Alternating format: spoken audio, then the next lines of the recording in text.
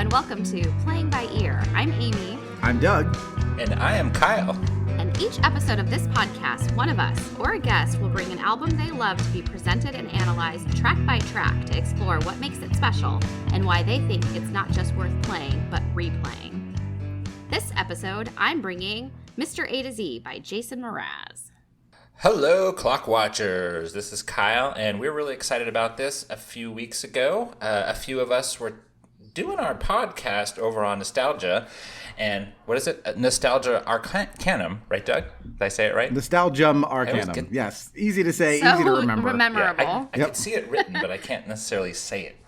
And a few of us were talking about how we've been doing these music episodes, and it would be so fun to break down a whole album of our choice. So that was kind of the idea here, was for one of us to pick an album and have us basically go through and listen and analyze and kind of dissect everything about it. And we would kind of do a roundabout. One of us would go from Amy to Kyle to Doug, and then maybe eventually have some other guests where we can really just pick apart some of our favorite albums. Maybe there'll be albums that none of us have heard. This could go anywhere, guys. This could be albums from the 50s. It could be 2025. Yeah, I think that's one of the cool things about this. If people are coming over from Nostalgia oh man, I can't say it in my own podcast. My show, Nostalgium Arcanum, that I started and picked this name for. If you're coming over from being a Nostalgium listener, thanks so much for coming by and checking this out. And yeah, that was exactly the genesis. That show is, by its nature, we're generally talking about older things. So this would give us a chance to talk about things that maybe we weren't nostalgic for because either they're too old for us or too recent. And also, to dig into an entire album track by track, that was kind of an exciting prospect as well. And I think it'll be cool from just a sharing standpoint that, it could be we go back and pick some huge monster, like, hey, we're doing Dark Side of the Moon. But also a good chance to do some of these other albums that we love so much that may not be, on Rolling Stone's top 50 of all time. I think for me, it's been an excuse to tell you guys, like, I've always loved sharing music with people and getting people's opinions of things that I enjoy. And I also really enjoy the musical analysis that happens over on NA. Let's see what I did there. Narcanon, yes. Yeah. A little easier for myself. But I really wanted to be able to I want to tell you guys what to analyze. And not everything that I would be asking is necessarily nostalgic or, so it was fun to be able to pick the album and have you guys dissect it. And I'm excited to hear you guys dig in. That's kind of the fun part about this, Amy, is that, like, you get to pick this album because you love it, and it's like you're basically forcing your brother and your husband to listen to this. For me, it's like, cool, I get to pick. I'm not going to tell you what it is next, but listeners, you're going to get to hear the next album choice at the end of this episode. But if I want to pick, say, Toys in the Attic by Aerosmith, which is not going to be my choice, it's like, guess what, Amy? Guess what, Doug? You get to listen to every song and tell me what you think about it. And that's the fun part for me. Yeah. Fun, or like for me, I think it's going to be frustrating if you guys are like, I don't like that song. I'll be like, well, let me tell you why you should. I think I'm trying to approach this from a musical critic standpoint, saying, like, even if it's not something that I personally resonate with, I'm going to put on my hat here and go, like, all right, but what do I think about it? Take myself out of the equation. Is this good quality music? If so, why not? What do I like about it? What is this artist doing that's interesting, and at least so I can appreciate it, even if it's not necessarily for me. I agree, and I think that's the important part here, listeners, is that the three people on this podcast, we are all music lovers. So even if we were to do a New Kids on the Block album, I'm still going to dissect each song. I hope you don't pick that, Doug, when it's your choice, but if you do... rubbing my hands together. I got the right stuff. We have to do a special with that. You're going to get personal opinions in here. Obviously, Amy picked this. She's going to love a lot out of it. But for Doug and I guess I won't speak for Doug, but for me, it's like, I'm going to give you my honest opinion musically of what I think about this stuff. And I mean, there's definitely positives, negatives, all around the spectrum. Yeah, and I'm glad you picked this one. So, Amy, why don't you start talking about why you could have picked anything in the world, and even any album by this artist who I know you like. So, why did you go with Mr. A to Z? All right. Well, I think I will first share why I didn't pick other things, because I had a lot of albums that I wanted to pick, definitely lesser known ones. but I kind of thought it would be more impactful to start off our podcast with something that might be a little bit more mainstream and a little bit more relatable to everybody. So I think we'll get to some of those "What the fuck is this, Amy?" albums, but this just, I didn't want that to be the first one for us. For Jason Mraz, we talked about this on another one of our podcasts, is I found him a very long time ago before he became popular. And so it's been fun to follow his career from playing in coffee shops to having more acoustic albums to seeing him become more produced as an artist and then get a little bit more experimental with his dance stuff, which I'm a little meh on. But we can talk about that eventually. So this album, it's dance? his second. Yeah, he's got some more dancey pop, like super pop dancey albums. Okay. Album, maybe. There's a specific track that I feel like dancing track off his most recent. I think it's his most recent album. Yeah. I don't know. I honestly, I haven't been following along that closely anymore. I liked older Jason Mraz or previous Jason Mraz, previous iterations of him as an artist. But this is an album. This was his second, I believe. The first one was Waiting for My Rocket to Come. I thought the songwriting is a little bit more mature here. There's a little bit more experimentation with different sounds, and especially his vocals. And I really enjoy it. And, there's songs on here that I don't enjoy so much. And I was surprised at kind of how I ranked things as we're going to be giving our scores on each song, our class rankings, and each album is going to get a GPA at the end. And I guess we should average our GPAs for the full album score. But yeah, that's a little bit why I picked it, and I'm excited to dive in. I don't know. How are we doing this next? Yeah, we can talk about our experiences, Kyle, Sure. with this album, since, obviously we're not as close to it as Amy is. I did not know this one in particular. Jason Mraz was an artist who, for most of us, when The Remedy exploded, that's when I first became aware of him, and that was the album previous to this one. And I didn't really notice this one. This doesn't have as many of his big notable hits on it until he came roaring back with the next album, which has "I'm Yours" on it, and that put him over the top. And so I didn't know this album really until I met you, and we were listening to more Jason Mraz, and I saw it once we we got married and we do all the important things like sharing an iTunes account, that it was there. And so it just sort of was something I had heard individual songs off of, but this was really my first time sitting down and making a point of I'm going to listen to this album all the way through, start to finish. So yeah, I am fairly little experience with this one coming in.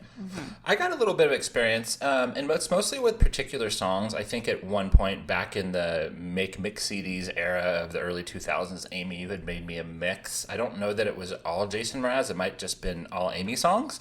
And there were some songs on here. So there are, I want to say 3.5 songs, because there's 3 that I definitely know, and we'll get to the particulars. And then there's one that I think I've heard before that it was probably on the list. But as far as the rest of the album, yeah, this is all new to me. Like you said, Doug, I know the hits. I know "I'm Yours." That was huge for him. The Remedy came out before it, which I really do like that song. When Amy said this album, she said, "Mr. A to Z." I'm like, oh, cool. Is that the one with Remedy? It's like, no, but it's got a couple of these other ones that I got some comments on that I know. So yeah, I'd say I'm excited about this. This is not my wheelhouse of music I normally listen to. I'm more of a rock guy, more of a harder rock guy, but I can appreciate this. I can appreciate the songwriting, the production. And we'll just kind of go into the specifics. I'm not going to give too much away right now. Yeah, and so I also wanted to point out that the producer of this album is Steve Lillywhite, who I think we're all familiar with. He produces more Dave Matthews. So I think that there's a connection there. I think a time period, he was producing Guster, Dave Matthews, and all these other artists that I was also interested in.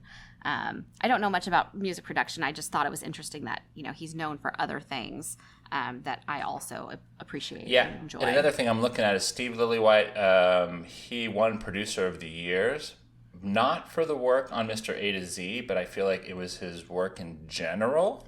It might have been around that time. But he's pretty well known. He's pretty, he's one of the guys in the music industry, at least 20 years ago, that you wanted to have engineer and mix your album. Yeah, and he's very good here, I would say. there's songs I like here more and songs I like less, but even the songs that are like among my least favorite are like very well produced. The sound is like crisp, it's clean. You can really hear all the different instruments doing, and it's not just like Jason Mraz and a guitar. We'll talk about it, but there's a lot of different things going on in the production of these songs, and Steve Lillywhite mixes it in such a way that you can really hear all the individual components that make up the songs here. So yeah, I think the production is unassailable on this album. It's really crisp. I mean, there's not a lot of there's not like tracks that have 14 guitars. I mean, it's you got your acoustic and some electric, and it's pretty standard and mixed really clean. It's whether or not I like the songs we'll get into, but I will just say off the bat that this is a very well mixed, produced album. It sounds very clean. It's very nice on the ears. Mm-hmm. And it flows really well. I feel like it's very what's the word I'm looking for? You're talking about the arrangement of the songs, like the order they come in? No, not necessarily the order, but just that they all feel like they belong. Like they fit together. Like it makes sense to me that each of these songs, even if there's some that I don't like or I don't feel as strongly for, it feels like a cohesive package to me. That was the word I was about to say, was cohesive. Mm-hmm. Yeah. Yeah, I agree with that. I think song order is another thing that I'll probably get into because I think Amy, you and I had maybe texted about this somewhat recent, is I am very picky when it comes to song order. Like, you would not want to start off Abbey Road with the end. The end? Yeah, the end. Or even like, I Want You, She's So Bad, right? I mean, they started off come together. But, I usually like a rocker up front. This album, we're going to get into that. But, yes, every song on here is definitely cohesive and sounds whole, like it all belongs in the same place. I agree with that. Yeah. Yeah, I'm mostly okay with the song order here as well. I think you're right. There's a certain amount of showmanship to like, when do we speed things up, slow things down, hit you with something hard, hit you with something soft, and the way things flow into each other, sometimes even like thematically in terms of the lyrics. And, I think this mostly works. I think there's a few blocks on here where we get songs that are kind of similar in sound that I wish they had maybe broken up a little bit. But by and large, yeah, I think it coheres very well. So maybe that probably is a good place to lead into our overall thoughts on the album, just the 30,000 foot view before we get into the track by track. Okay. Amy? I mean, I know your pick. So. I don't even know what to say. I don't know. I feel like I just did that. Okay. We could always kind of come back at the end also and do that kind of thing. All right, fair enough. Maybe that fits more. Okay. It's our first one of these. Be kind. All right, then let's get into this first track. Are we going to be talking about like the writers? There's just a few songs that have of note writers. So I guess when we're I have them all written down. I was going to announce them for every song. I could do that when it gets to me. Oh, that's good. Right? Yeah. For right. people who don't know, it's not Jason Mraz by himself for this whole album. There's many collaborators on many of these songs, some of whom are, as you said, are pretty notable. All right, so we're going to start it off here with the first track on this album, and it's called Life is Wonderful. It takes a night to make it dawn, and it takes a day to make you yawn, brother. And it takes some old to make you young. It takes some cold to know the sun. It takes the one to have the other. And it takes no time to fall in love, but it takes you years to know what love is. And it takes some fears to make you trust. It takes those tears to make it rust. It takes the dust to have it polished. Yeah. La la la la la, life is wonderful. La la la la la, life goes full circle. La la la la la, life is wonderful. La la la la. It is so.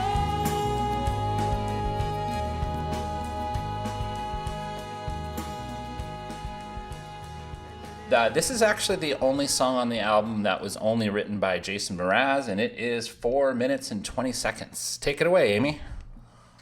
All right, so Life is Wonderful. So I segmented my commentary by music and then by lyrics. So I have a little bit of commentary for both, and then I'll kick it over to you guys. And then I thought we'd do our grade at the end after we've all spoken. Yeah. Okay. So my music commentary is, first I thought we were just chatting about this. I find this a very interesting track to be an opening track. Like, it feels a little slow and a little bleh to me, but then looking over the list, I'm not sure what else I would have put there. Like, I don't know that I would put the single first on the album. So I don't know. It's interesting for me. I really like all the instrumentation in the song.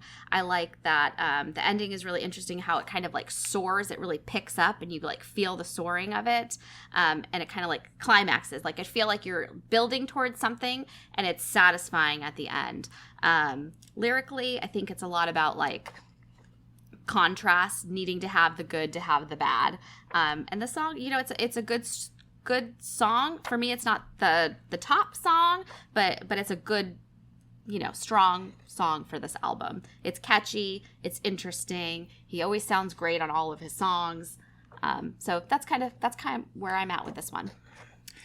I like this song a lot, actually. I thought this is a really strong entry. I don't mind it as an opener. It does open softly, right? It's just him and his acoustic guitar with these kind of like back and forth lyrics. I don't have them in front of me. It takes a crab to make a cake. It takes a fish to make a tank. Whatever he's saying. As he's combining, it takes a this to do with that. And what I love about it is that like it starts off in this kind of very simple 4/4, almost like, hey kids, I'm gonna sing you a song about things that go together, and then he says it takes some time to fall in love. That's where the transition happens, and all of a sudden, like the time signature even changes. Like it doesn't seem to be in 4/4 anymore. It starts this kind of swirling building as it gets more and more interesting and different. And so that's when I was like, okay, I see why this works as an opening track now, because you build into this. And so there's kind of some great drama as that unfurls the song.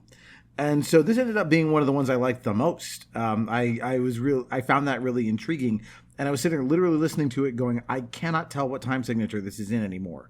Because he seems to be singing in 4/4, kind of like he was, but all of the percussion is like swirling around him in some totally different pattern. And I tried to look it up and I couldn't even find it. I think when the one thing I found says it's in 4/4, and I'm like, it starts in 4/4. It does not finish anywhere near that. And as the thing builds and builds, I was like more and more impressed with it. It's cool, guys. I like it. I like going third. This is our first song ever doing this, and I get to go third, and it's kind of cool because I got to hear what you guys said and interject on that, plus throw in my input. So going off of starting off with what Amy said, it is also middle of the road for me. I like this. I don't hate it. I don't love it. It's not my favorite. We'll do the grades later. Initially, this song does not feel like an opener to me because it's not a heavy rocker. And there are definitely ones on this album that, I mean, they're not heavy rockers, but there's more upbeat ones that I probably would have started more. On my first listen, that was how I thought. But as I got through this album, my feelings changed. And I'm going to get more into that later. But initially, when I heard this song, it did not feel like an opener. And then the time signature thing, I'm going to get into that. I guess I'll actually go there next because, so first off, it takes a little while to get going. I do like the lyrics. I like what he's talking about. It's pretty chill. But once he finally gets going and the drums kick in, I was expecting it to just be like a standard kind of 4/4 thing, but it isn't. It's not the downbeat on the 2 and 4s. It is in 4/4. I can tell that it feels like 4/4, but the drums are like boom, boom, cha, boom, cha. So it's not like your standard boom, cha, boom, cha. So 4/4, definitely, but it doesn't feel straight. And Doug, that's why I think you said that, because it's like syncopated. It feels like the drums are doing something very different from what he's singing. Exactly. Right. And I initially wasn't like really a fan of that part of the song because it wasn't straight. When the drums kicked in, I kind of wanted it to be more straightforward. But I think I went through and listened to this album 5 or so times, and the more and more I listened to this, the more I think I respected that it was off. So I think that it's actually pretty cool. It feels like a long song. I guess it is. It's probably middle of the road, 420 for this album. There's some that are in the 5. There's one that we'll get to that's really long. But it's not really a banger right out of the gate. It doesn't feel like it's just bang like Young Lust off of Pump, or that's the only example I can think of right now. But I really like the melody, and I specifically really like the chorus melody. I think that kind of takes it home for me. I think without the melody of the chorus, it would just be kind of okay, but this is definitely an above average song. So before I give my rating, I guess maybe we go around one more time, and does anyone have any comments on what anybody else said? Oh, I don't have any criticism of what anybody else said. No. There was one lyric I wanted to pull out. I made a note. It takes some old to make you young. I thought that was actually a really clever turn of phrase, because as you mentioned, Amy, it's kind of about how little things come together to make bigger things, and that nothing really happens without all of these little things. Maybe you notice or don't notice.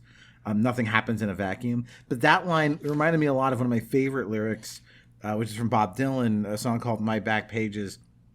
And the refrain of that song is, but I was so much older then. I'm younger than that now. Mm-hmm. Like, that is a genius lyric if ever there was one. And so this kind of reminded me of that.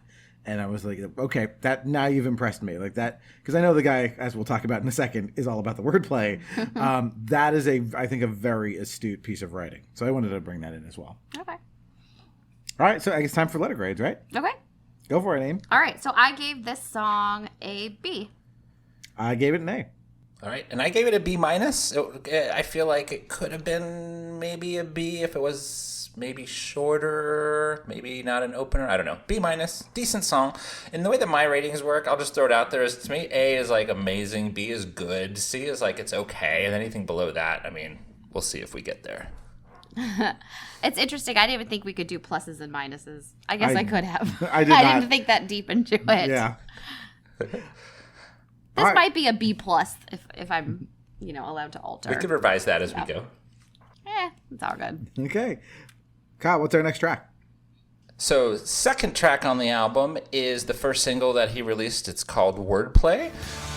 I've been all around the world, I've been a new sensation, but it doesn't really matter in this generation. The sophomore slump is an uphill battle, and someone said that ain't my scene. Cause they need a new song like a new religion, music for the television. I can't do the long division, someone do the math. For the record label puts me on the shelf up in the freezer. Gotta find another way to live the life of leisure, so I drop my top, mix and I mingle. Is everybody ready for the single? And it goes ha la la la.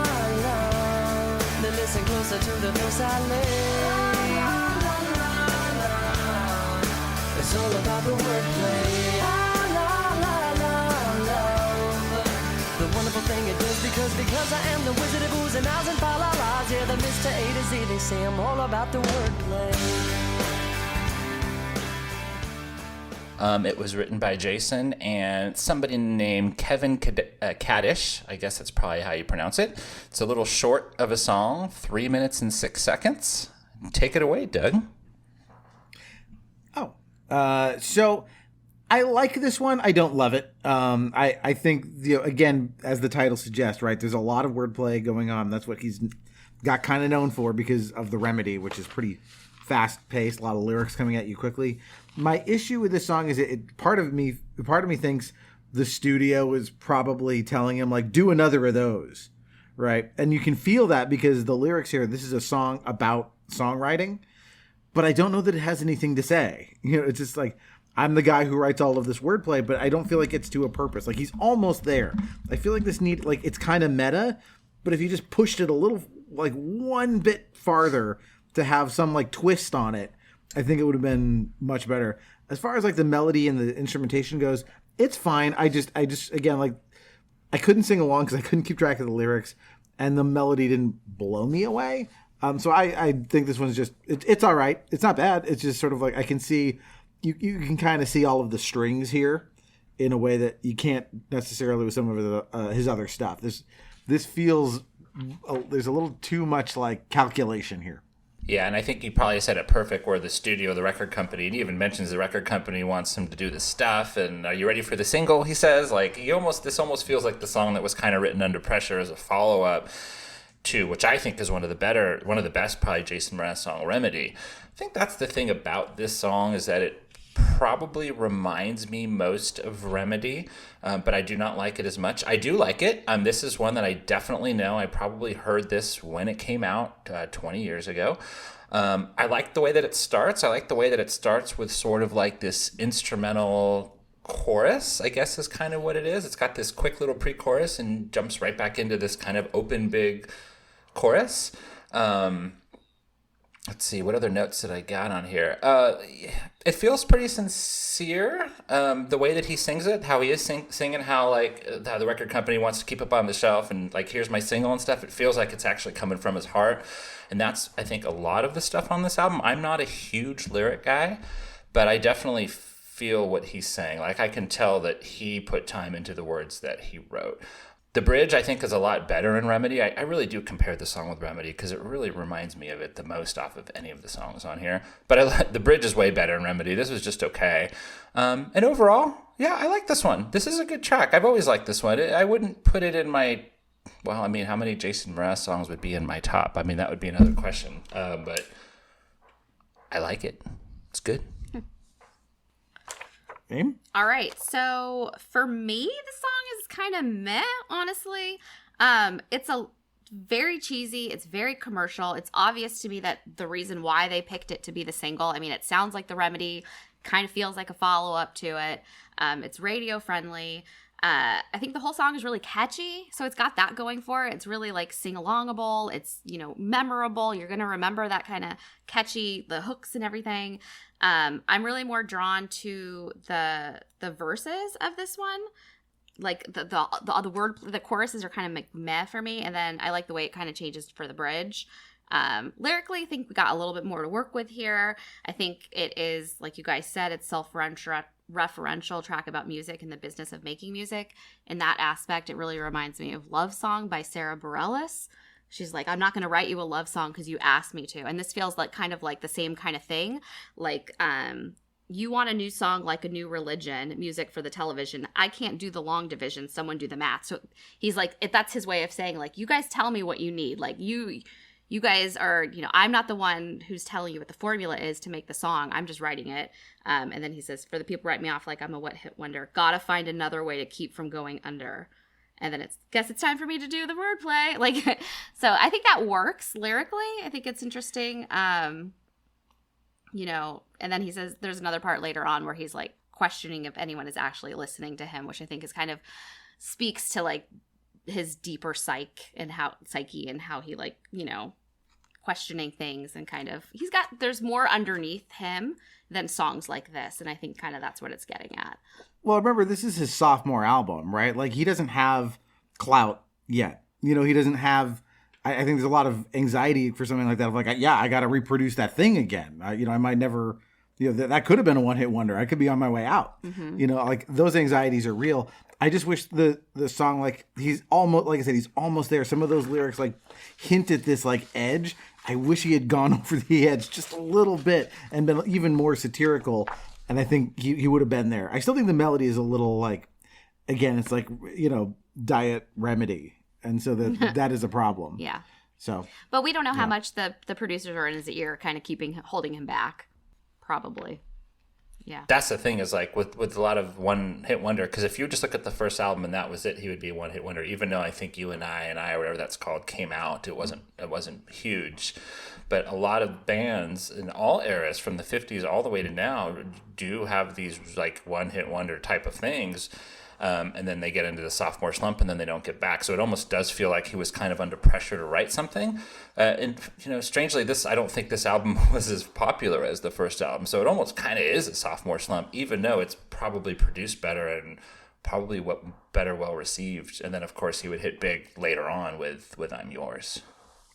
Yeah, I will say, Amy and I, we've seen him twice in concert. I bet you've seen him more. 300 times. Sure, whatever. I don't know that I've ever seen him do any of the songs from this album, and certainly not this one. We've heard songs from this album. Okay. You probably just don't remember them. But not this one. I'm pretty sure I would remember if he did this song. I honestly couldn't tell you. Okay. Yeah. All right, well, it's time for letter grades, I think. So I guess we'll start with me this time. We're doing you. All right, I gave it a B.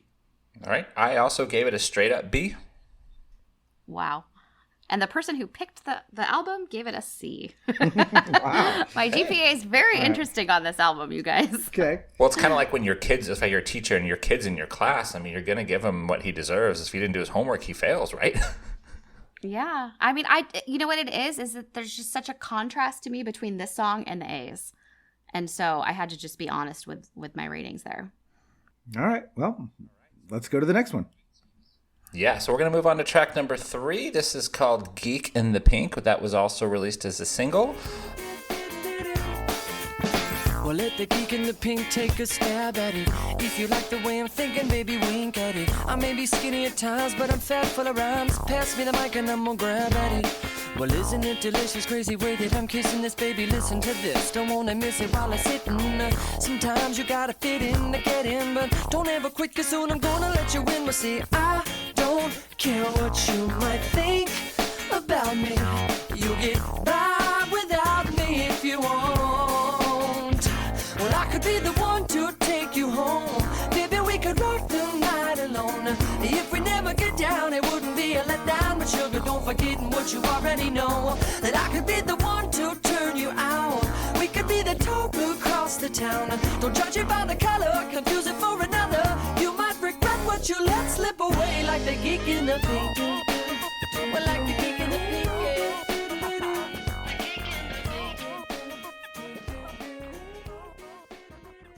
It is written by Jason Mraz, Kevin Kaddish, again on this one, Scott Storch, and Ian Sheridan, and it is 3 minutes and 55 seconds, and I'm going to get us kicked off.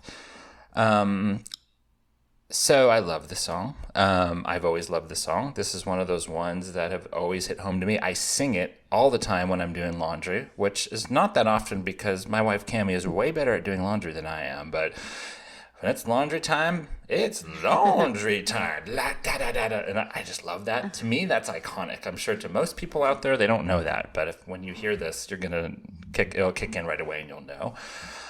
There's not a lot that I can really say except that it's really got a great groove. That guitar and the bass and the drums. It's not a complicated song. It's very groovy. It's very minor.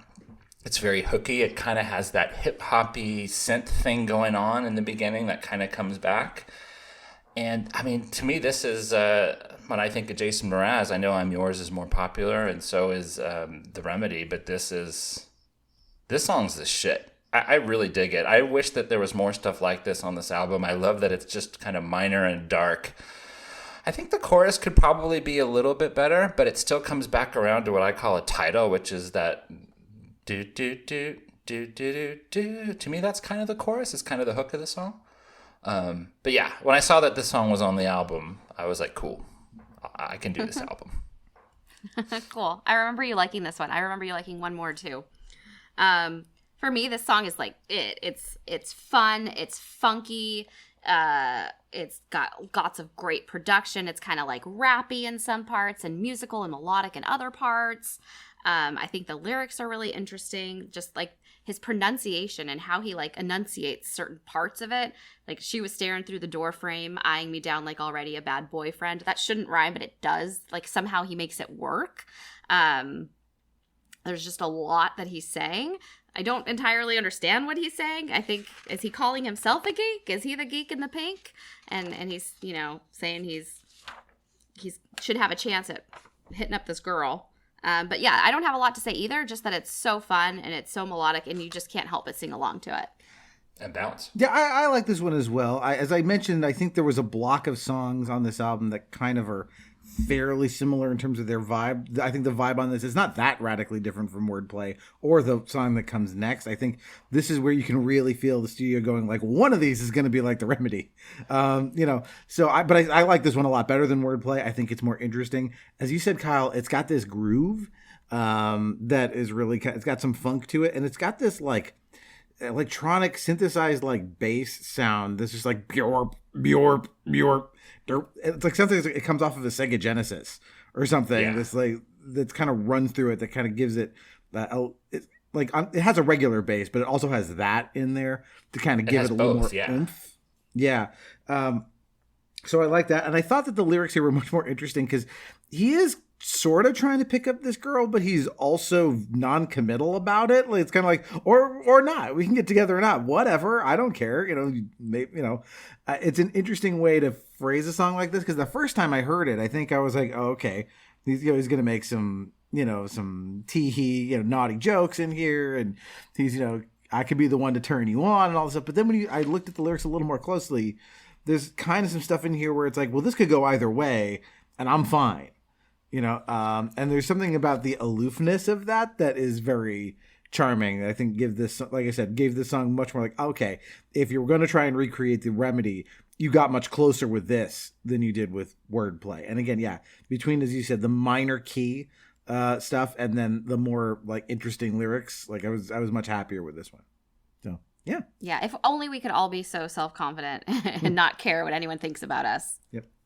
But that's the thing, though, is right. It's like he doesn't care about it, but then the song before he totally did. So on this one, it's like he kind of let loose and it was like, I don't give a crap what you say about me. And it's the song that's right after it. It's so cool. It's so cool that it just turns around like that.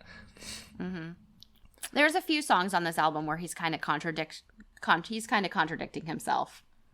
So if he's just trying to say things to convince himself that he doesn't care, but he really does. Also possible. Yeah. Yeah. All right. So letter grades for Geek in the Pink. I gave this one an A-. All right, this one's an A for me. I gave it a B, but I not in retrospect I would up that to like a B+. I just gave everything whole grades. I didn't do pluses and minuses. So, yep, this one's a B. I think it's solid. I think it's a lot of fun. All right, so we're gonna go on to track number 4 here. This is called "Did You Get My Message?"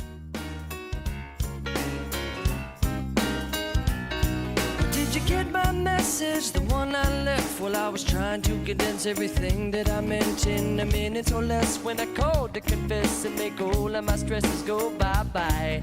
Did you get my message? You didn't, I guess, cause if you did, you would've called me with your sweet intent, and we could give it a rest. Instead of beating our breasts and making all of the pressure go sky high. Do you ever wonder what happens to the words that we send? Do they bend or they break from the flight that they take and come back together again with a whole new meaning and a brand new sense, completely unrelated to the one I sent? Did you get my message? Ooh, or did you get my message? Or did you get my message? Yeah. Ooh. It features Rachel Yamagata, and this song was written by Jason Mraz and, drumroll, Dan Wilson wrote this song. He co-wrote it. It is 4 minutes exactly. Go ahead, take it away, Amy. All right. I love this song. I think it's a great follow-up to the Geek in the Pink, like we were just talking about, how he's kind of contradicting himself. Like, this is another one. It's like, I'm not really sure if he wants her to get the message that he's still interested in her or if he's like moved on already. So it's kind of like interesting lyrically there. I think it's strong, it's fun, it's interested, it's kind of groovy. Honestly, the first couple times I heard this, I was like, is that him singing both parts? I almost thought he was singing the female parts. I totally thought that. Yeah. So it was very kind of confusing, but no, he's not. I don't think he has a lot of duets, so that's kind of fun and new for him. I love that Dan Wilson is affiliated with this. I can tell he is because of just the way he writes words. And I actually listened to an interesting podcast with Dan Wilson recently, and he was saying that when he was writing the Singing in My Sleep album, what Feeling Strangely Fine, which would have been like 5 or 6 years before this, I think, maybe slightly more, he was purposely writing lyrics that had double meaning. And so for me, this was a big standout, saying, did you get my message? Well, that could mean like the literal, like, did you get the message I left on your voicemail? Or like, did you get the message? Like, did it come across that I like felt a certain way? Like, so I just thought that was like an interesting like double there. That's kind of all I wrote down. I just love it. I think it's, again, like a lot of lyrics. Like all these lyrics, we printed them out for this podcast, and there's just a lot packed into all of these verses and choruses.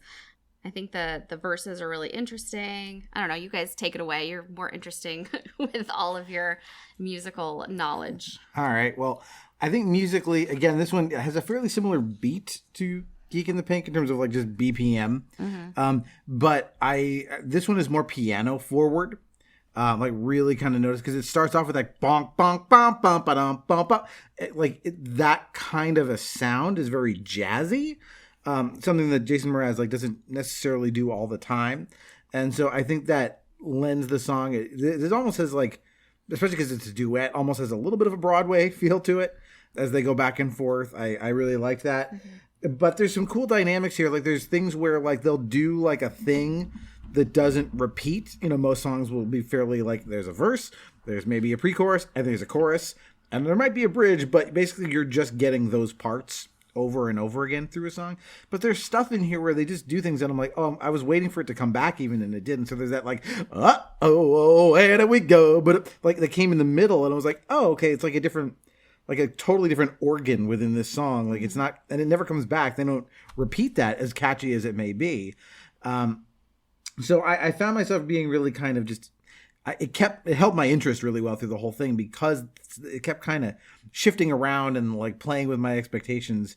And then lyrically, I just wrote, Craigslist, missed connections, because it's literally them, they're talking past each other literally and figuratively through the song, as you said. And I think that's a really great structure, especially for a duet, because that's usually a duet, it's very clear, what both people are saying to each other and when. And here, this is an entire duet of people, ships passing in the night. Mm-hmm. And so I thought this was really cool. I also wrote down, there's that part where it just slows down. Like in the middle, he slams the brakes, and there's this like, ooh, and ah, like stuff. And then again, they don't do it again, and it doesn't lead into more. It's just one of these things where it's just like, we're riding the gear shift here of this song to keep this, keep you kind of on your toes through the whole thing. So, I was very impressed with this one. Nice. Yeah. So this is another one of the songs that I did know that Amy showed me. And it was pretty much the last three: Wordplay, Geek and Peak, and then Did You Get My Message? And then Life is Wonderful. I think I might have heard it. So after this, it's going to be all interesting for me. But yeah, I've always known this one. This was on that mixtape that Amy made for me years ago. So the funny thing is like that extra vocal comes in with Rachel Yamagata. And I've always thought it was Jason Mraz. I thought he just kind of made his voice sound different and they mixed it differently, like with less reverb. Mm-hmm. But it always sounded like someone else. So when I was doing my research on this album, it took me 20 years to realize, it could be confirmed that, it's definitely somebody else singing, which is really cool. It's cool that there's a duet here.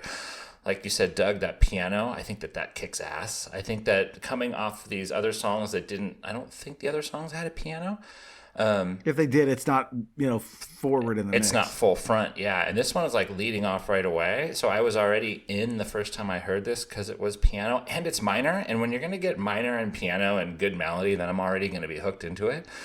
I think the halftime part is really cool, because the rest of the song is so jamming through that when they get to that sort of breakdown, it's sort of like a breath. It's like, you can kind of kick back for a second, and then it kicks right back in, and it goes to that, whoa, where did it go? Which is so fun. It's such a fun part. I for sure like the song. I mean, there's no doubt about it. This is one of the ones where, with Geek and the Pink, to where like, I'm definitely in. If I hear this song, I probably have never heard it on the radio or anything like that, but I've always liked it. So, good stuff. All right. My score then? Yep. All right. I gave this one an A. I also gave this a B. Again, if I had been thinking about it, I would have given it a B+. All right. And I did give it a B+. Okay. All right. You guys are tough. Well, there was just stuff I liked more. I couldn't give them, All right. The fifth track on this album is a song called Mr. Curiosity. I'm looking for love this time, sounding hopeful, but it's making me cry. And love is a mystery, Mr. Curiosity, be Mr. Please do come and find me.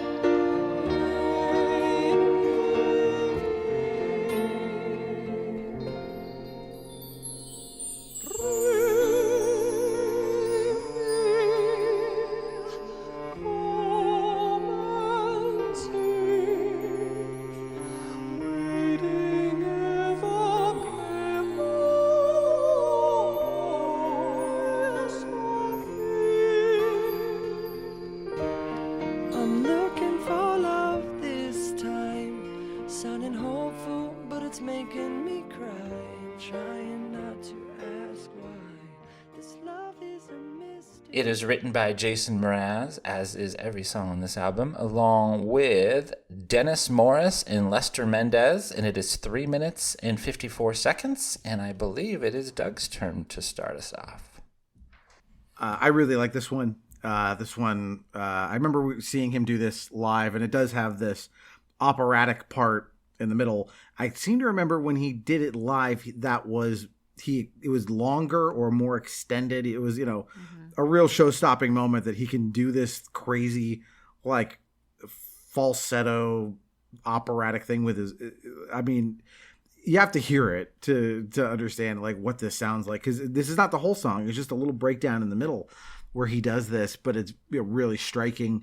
I love the just the basic chord progression of this song. It reminds me of something like Life on Mars by David Bowie. It's got kind of that feel to it. And so it's a very like plaintive song. He's pining for something. And it took me a while of kind of reading through these lyrics and listening to them carefully to understand what he was saying, because he's singing to this Mr. Curiosity, and it sounds like a love song. And it's like, is he singing to or about a dude? And then like, no, what he's saying is he's in love with this other person, but his love is all tied up with curiosity, that like now he knows this person really well and the mystery's gone. And so he's like, well, what if I don't have that? Can this continue? It's like, so he's saying, Mr. Curiosity, come back. Like, cause that's apparently the only thing that's keeping this relationship alive. Is how I read it.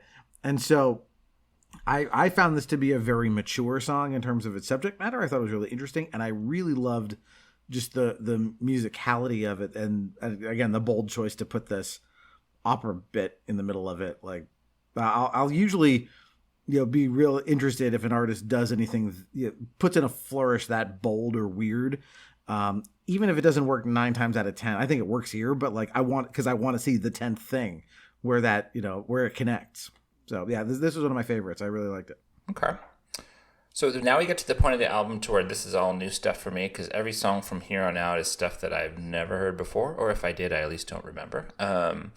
So I can't picture this one in my head right now. Amy, sing the chorus real quick. Looking for love Got it. this Thank time. You. Yes. And the reason I wanted that is because I really like this chorus. Very, very good chorus melody. And it comes to lyrics, I've probably said this on another podcast, is that I'm not huge. Lyrics in general, as long as they're not bad, I'm good. So I don't really have much to comment on the lyrics on this. There is one song later where I particularly really like them. This one's fine. So like I say, really great chorus. The verses just kind of for me. I think this is the point of the album, and it probably takes about me 4, 5, 6 songs to kind of realize how I feel about just different things. Like up to this point in the album, I know that the production is good.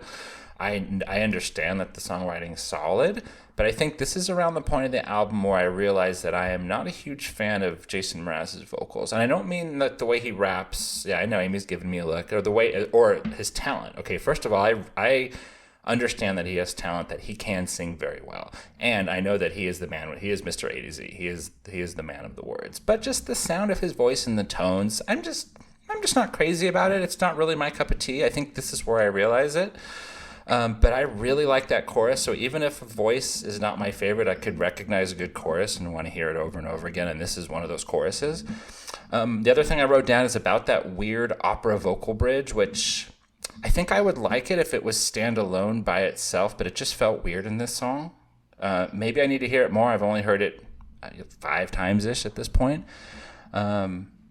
So yeah, I think overall the chorus is what made me think that this is a at least above average song, but overall just kind of with the rest of it.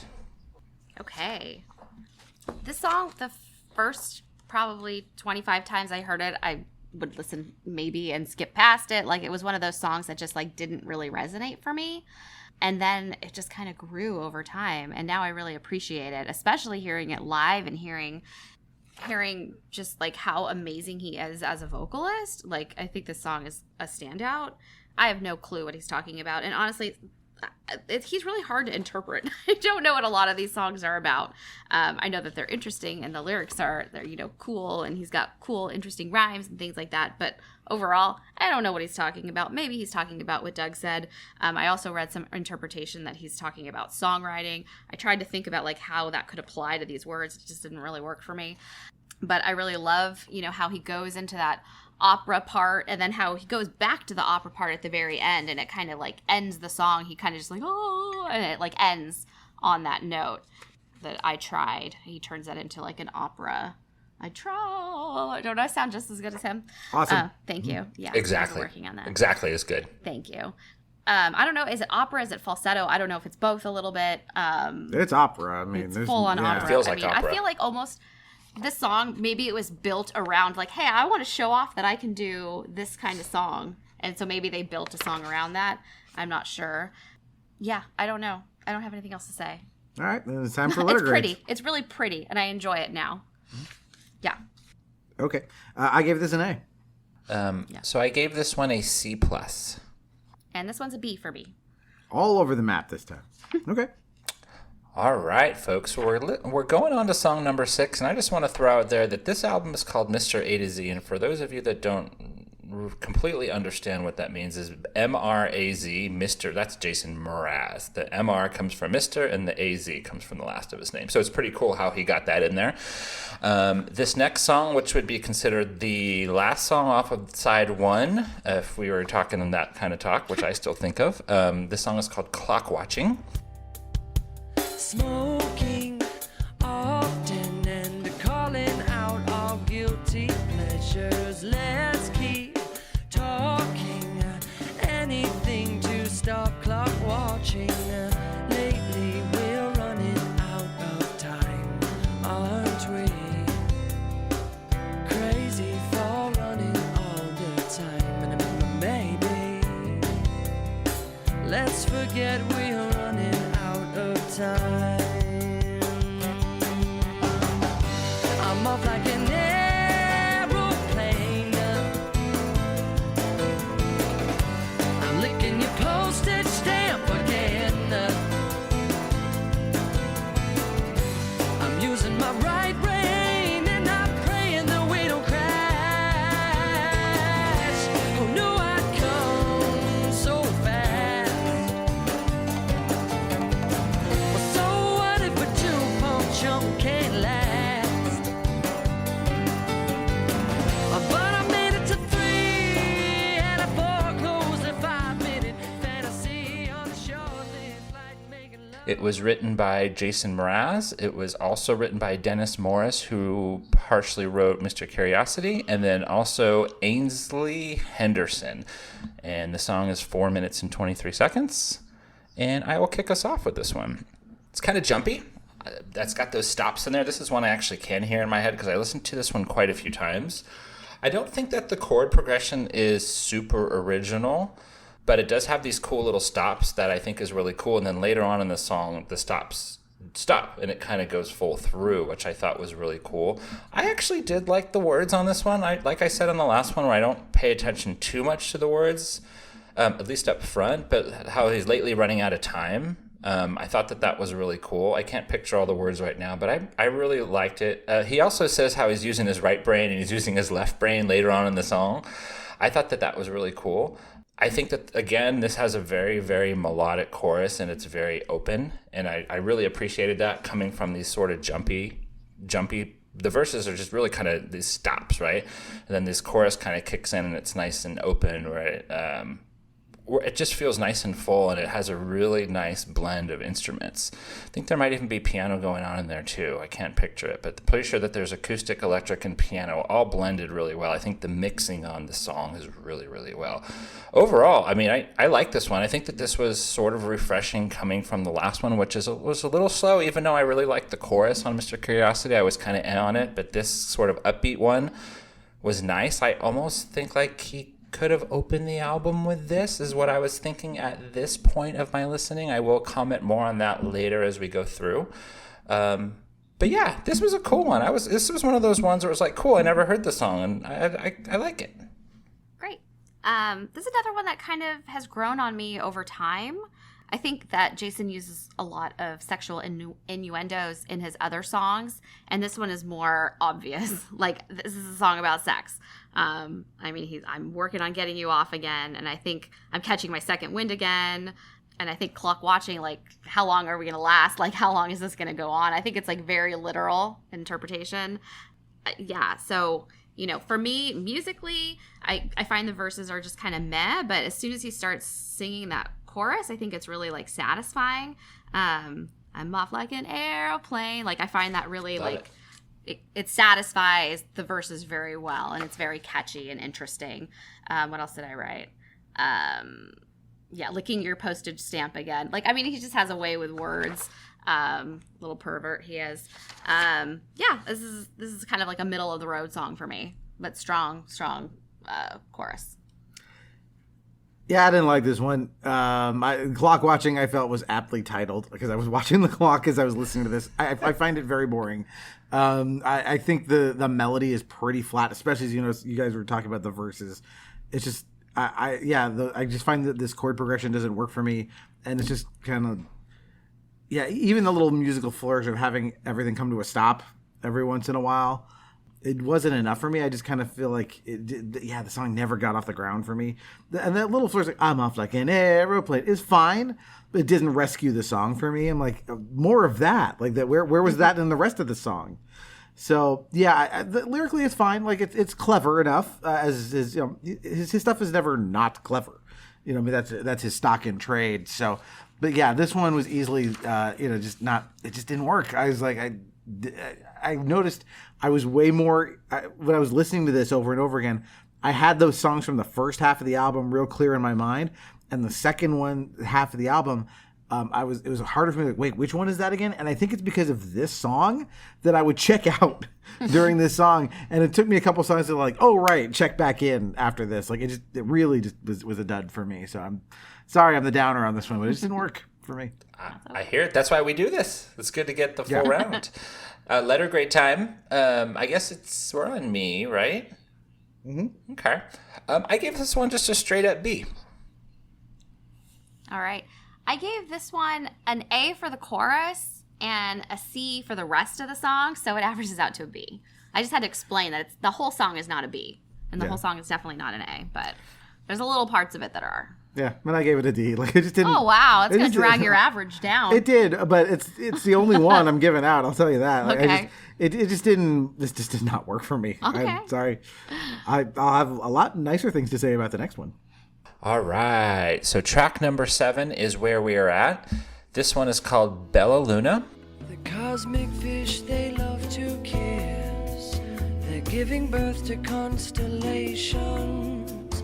No rifts and no reservation. If they should fall, you'd get a wish or dedication. May I suggest you get the best for nothing less than you and I. Let's take a chance as this romance is rising. Oh, before we lose the lighting. Oh, Bella, Bella, please. Bella, you beautiful Luna. Oh, Bella, do what you do.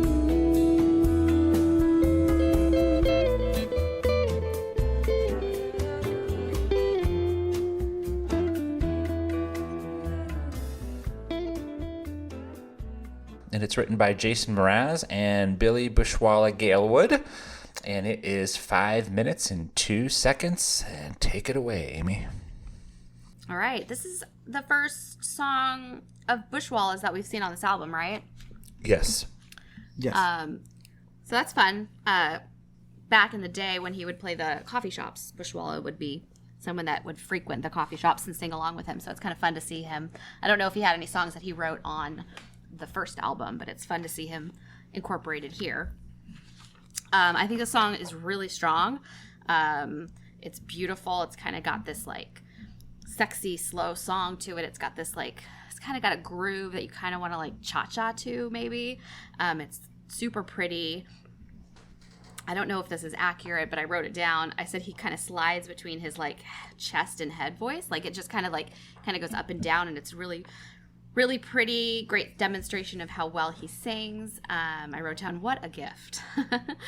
I also wrote down that I think the third verse is super strong lyrically.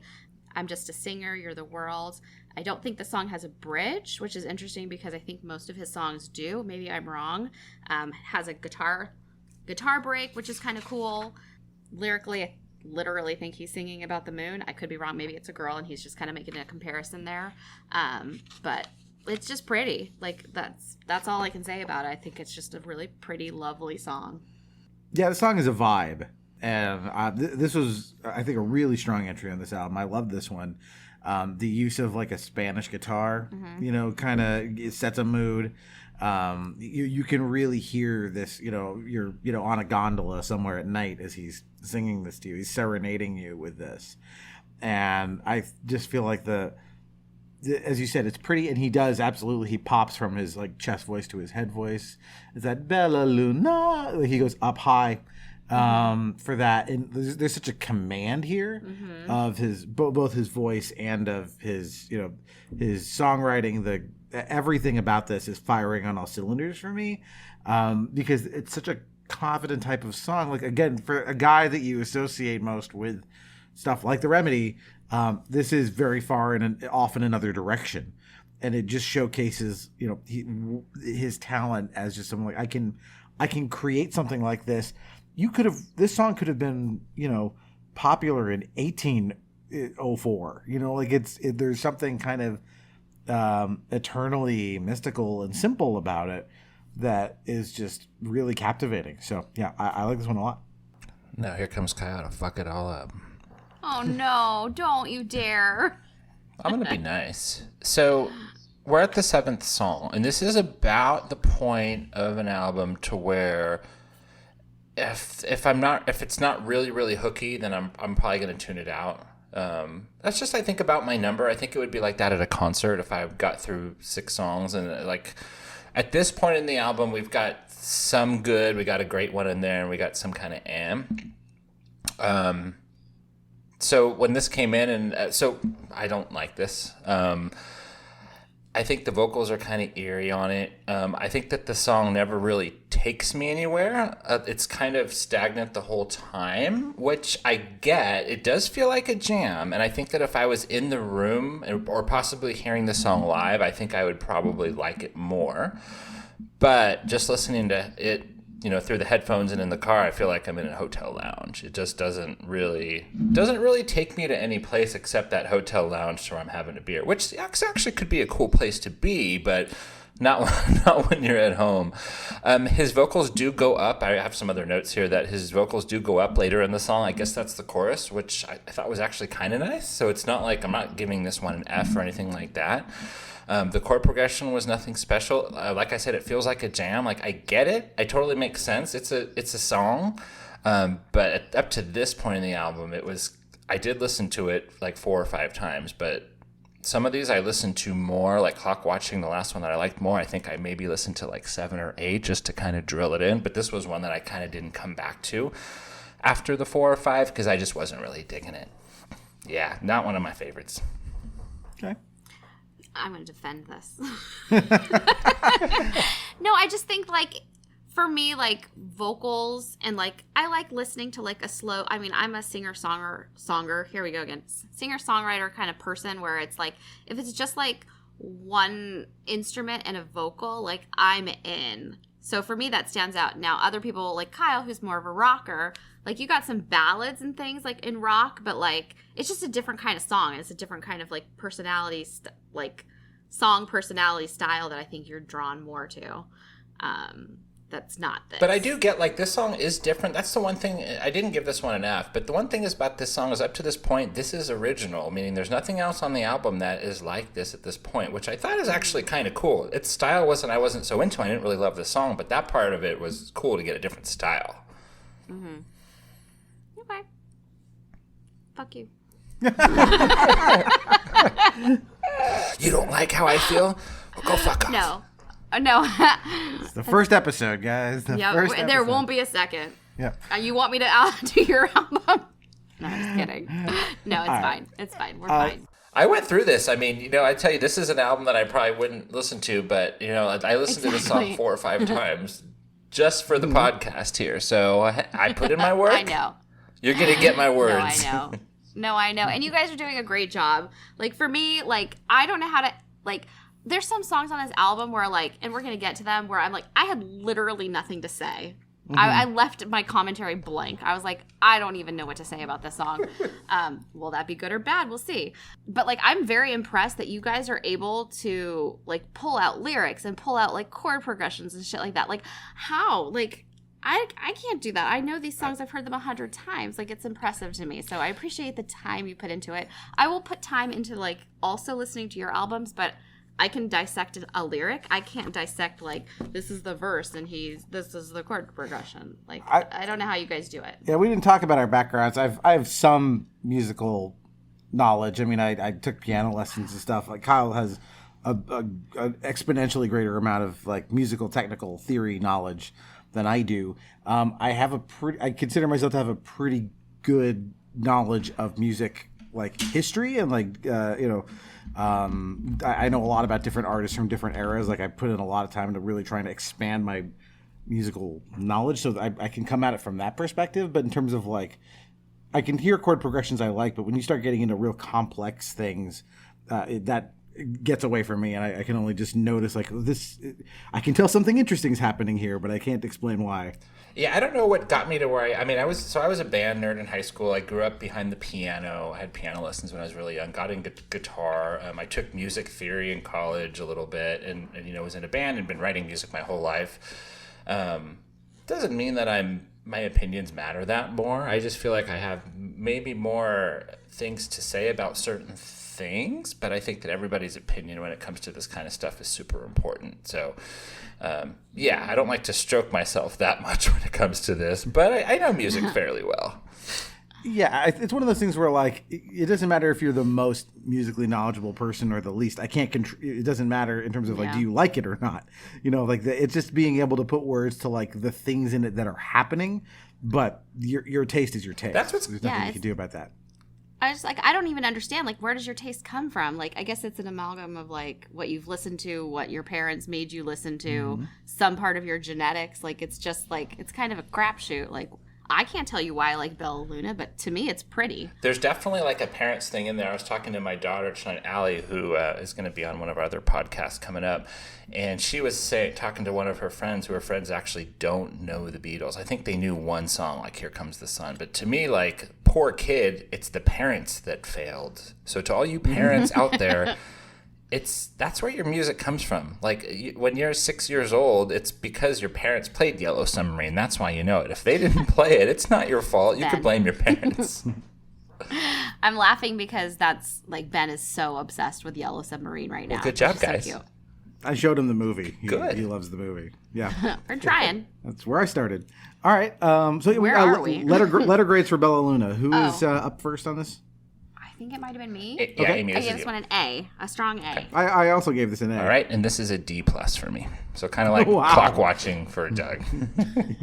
All right. That's fair. All right. I feel like our averages are going to be similar.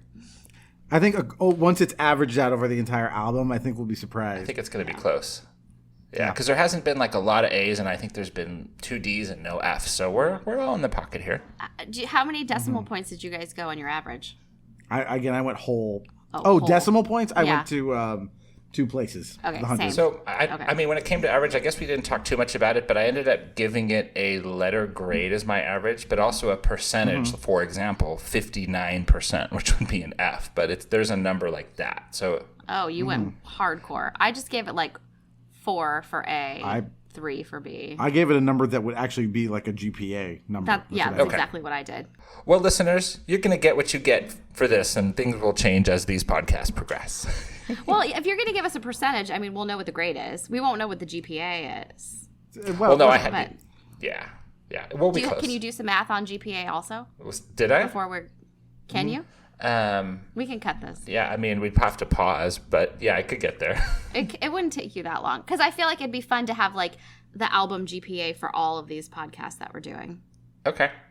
So let's pause when we get there. Okay. All right, where are we? We're going on to number 8. So listeners, we are at number 8 here. This is a song that has one word. It's called Plain. Damn, I should be so lucky. Even only 24 hours under your touch. You know I need you so much. I cannot wait to call you and tell you that I landed somewhere and hand you a square of the airport and walk you through the maze of the map that I'm gazing at, gracefully unnamed and feeling guilty for the luck in the note that you gave me. You make me somebody, oh nobody knows me, not even me can see it yet. I bet I'm leaving your town again, and I'm over the ground that you've been spinning, and I'm up in the air. Said baby, hell yeah. Well honey, I can see your house from here. If the plane goes down, damn, I remember where the love was found. If the plane goes down, damn.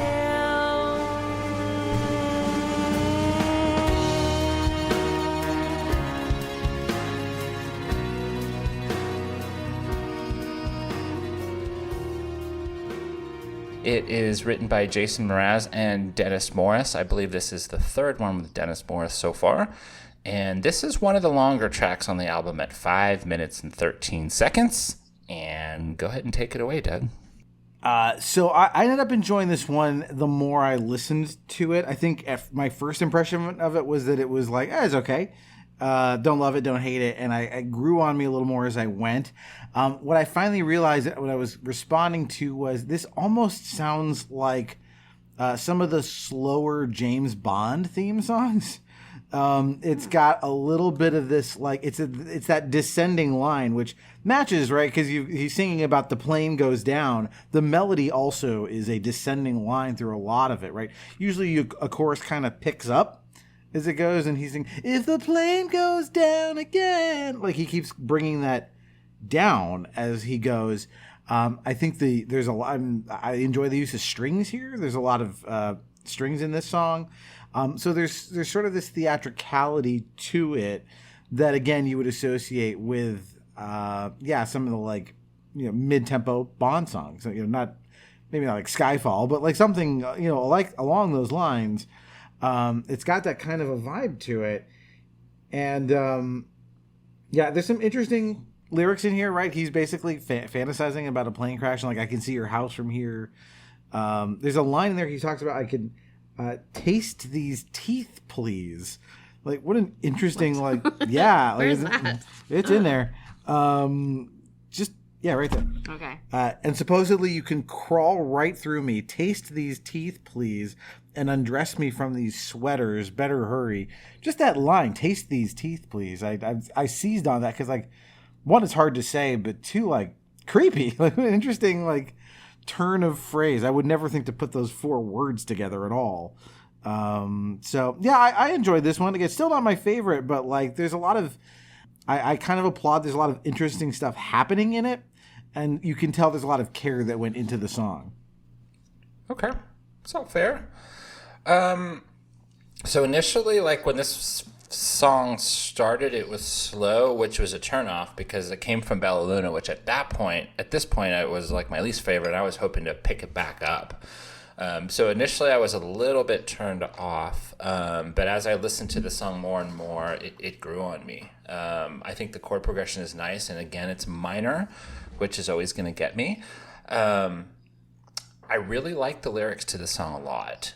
He is painting a picture with this, how he's going through the airport with the x-ray machine, and I imagine something. It's one of I think the first songs, even Geek in the Pink, which I really, really love. I groove to it, but I don't picture things the way that this song makes me actually like see something. So I thought that was really cool, especially for me, because I'm not hugely into lyrics. The one complaint I have about the song, which isn't really a huge complaint, is that it never really kicks in and gets harder. To me, it feels like it could be a power ballad, because it feels like the plane goes down. Maybe when the verse comes back in, it could be like I'm thinking Bush, Come Down, right? When it comes in for the chorus, I don't want to come back down. It just like, it just kicks in. Jason Mraz would never do that kind of thing, but that's kind of what I wish it did a little bit more. But it's Jason Mraz, so I get it.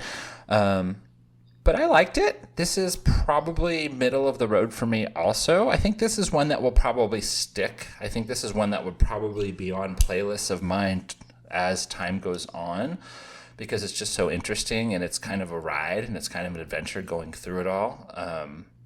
Cool. This is another one that's cool. It just add to my repertoire of songs.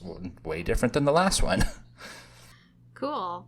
Yeah, for me, the song's just okay. I think I read somewhere that lyrically it's a response to post 9/11. And so, like, reading it with that lens on it, it really makes sense. Like, he's actually saying, like, if this plane goes down, like, there's that fear of, you know, you're touring and traveling a lot, and now suddenly you have these new fears. I mean, I personally was always afraid of flying, but, like, it's kind of heightened now that we're living in a post 9/11 world. And so, like, these lyrics are, like, really, you know, deep and hard to read. I can't wait to call you and tell you that I landed somewhere. I mean, yeah, that's hard. I think it fits with the way that the song sounds too. It starts with this, like, kind of slow piano, and it's just really intense, and it feels intense to me. Exactly like Kyle said, though, it doesn't go anywhere, and that's where the song kind of falls flat for me. I don't, like, there's no amazing hook or amazing melody that stands out to me, and it's just kind of meh. And what I wrote down was musical blue balls. Like, I feel like it feels like it's building to something, and I so just, like, need that release, and I don't ever get it. Yeah. I need it to finish. And then this is the song that I texted you about, Kyle, and I was like, what's that word that I'm looking for where you play the chord and then it's, like, sustained? Yeah. And, like, this song doesn't have that. It doesn't resolve. It does sustain. Yeah. It doesn't. Yeah. Oh, yeah. Okay. See, this is where I don't know, have musical theory, but I kind of know.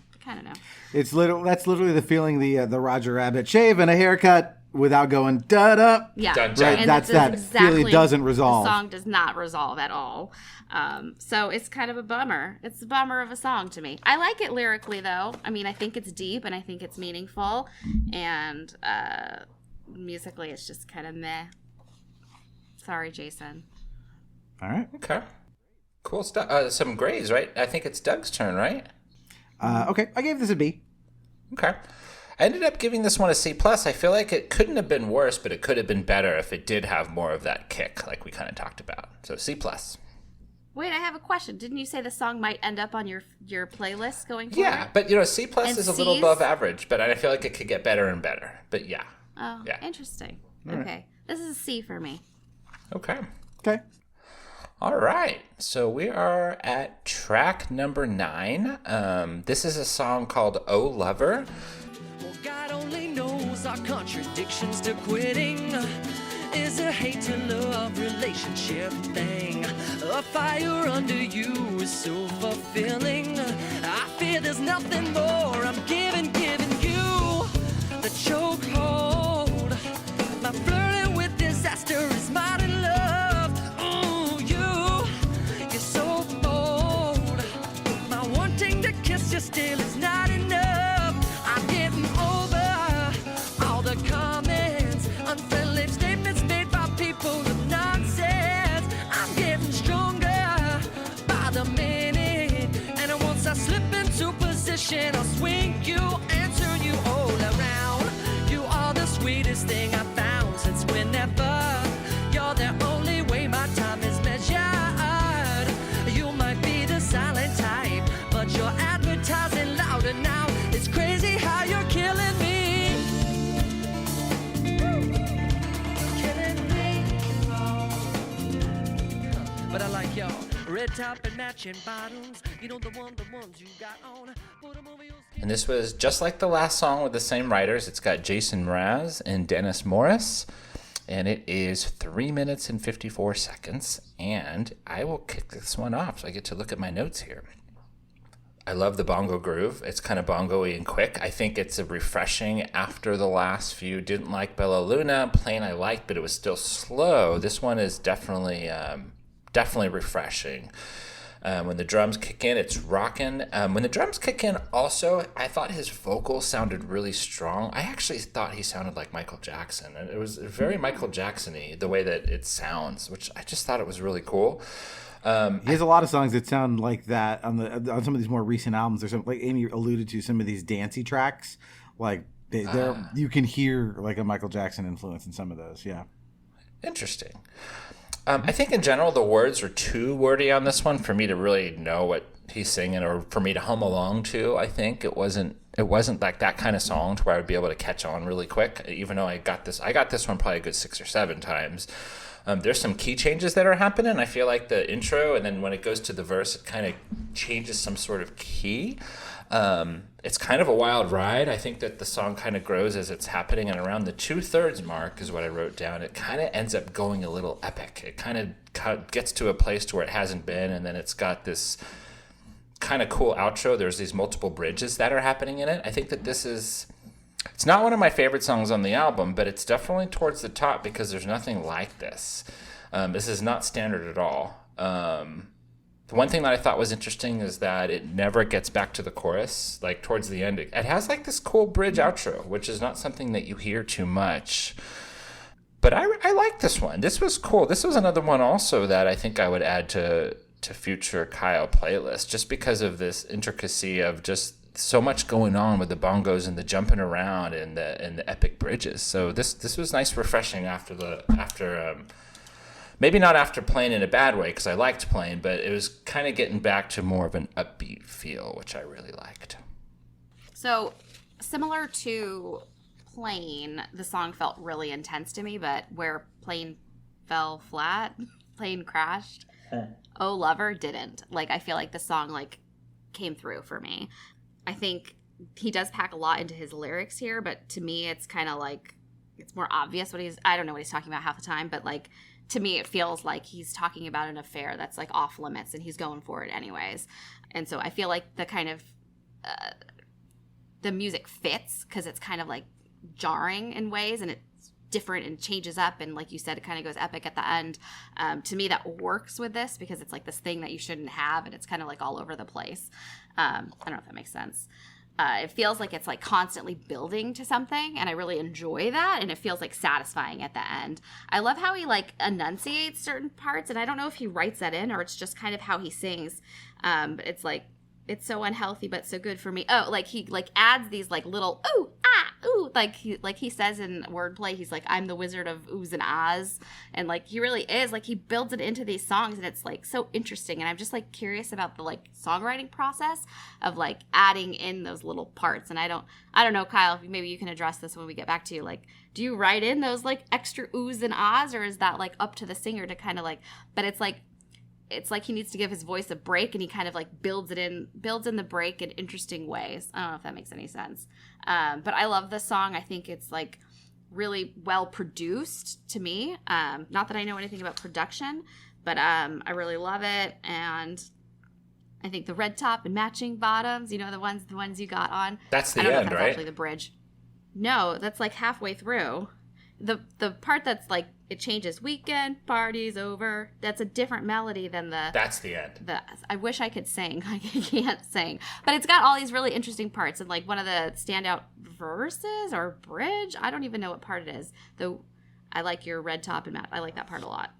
So this is fun. This is a super fun song. I didn't know I liked it as much as I did, and I found myself listening to this song, and I always listen all the way through. Some of the rest of the songs, not so much, but this one's super strong to me. Yeah, I like this one. He has other songs like this on other albums as well, where like he goes into kind of a more Latin sound, and this is a flamenco song. Is like that's what this is. Like this, you could hear like Gloria Estefan doing this. You know, it's kind of giving her a run for her money. Like it's very fast paced, and it's probably the wordiest song on the album. Just you have the lyrics in front of you. I think this is the longest in terms of the most words. Like it's 3 pages of stuff. Like it's really quick. You can almost hear the like as people are like, you know, you can hear like the shoes as people dance to this in the song almost. It's real speedy. It does give the album a good shot in the arm. I think, as you said, Kyle, like this built, but there's a confidence and a polish to this, because they have the wherewithal to like throw in that end where it's like, you know, he literally says breakdown, right? And breakdown, party's over, but they shift the melody entirely, and you can feel the like a live audience is with you going like, oh, you know, like that you kind of uncorked it at that moment. And so, yeah, I really like this. I thought there's a great flair for the dramatic, and I could not keep track of what the hell he was saying. It doesn't matter. The song is about feel and, dance, basically, and movement. And, yeah, it works for me. Yeah, cool stuff. The groove, it just grooves along. I think it's really cool, especially to get that at this point in the album to where there's been some slow stuff. You're kind of at a point to where you feel like you've heard everything that's been done, but then he busts this out, and it's like, oh, okay, cool. We're in a different place now. Yeah. It feels like it should be earlier in the album. Because I feel like at the end of albums, a lot of time, like, you kind of lose interest and things kind of drift off. Like, I wish it was earlier.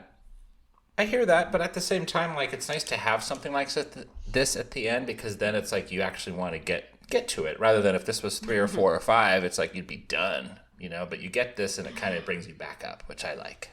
Yeah. I just think I would reorder the album and put all the songs I like at the beginning and all the ones I don't at the end, and then I'd only have to listen to the first, 6 songs. If that was the case for every album, then... I know. Yeah. Let's do some letter grades, guys. Yeah, this is me. So I just gave this one a straight up B. This is an A for me. Same. All right. Yeah, I give it an A. Good track. All right, so now we're doing one full more round because we got songs 10, 11, and 12. We will start with Amy on this next one. This track is called Please Don't Tell Her. She was the girl with the broadest shoulders, but she would die before I crawl over them. She is taller than I am. She knew I wouldn't mind the view there, or the altitude with a mouthful of air. She led me down, the doubt came out, into the now became later say that it isn't so. How she easily come, how she easy go. Please don't tell her, 'cause she don't really need to know that I'm crazy like the rest of us.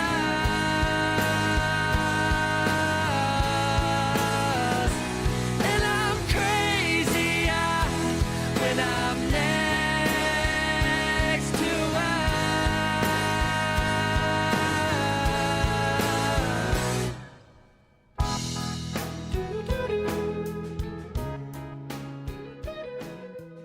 It is written by Jason Mraz and Eric Hinojosa.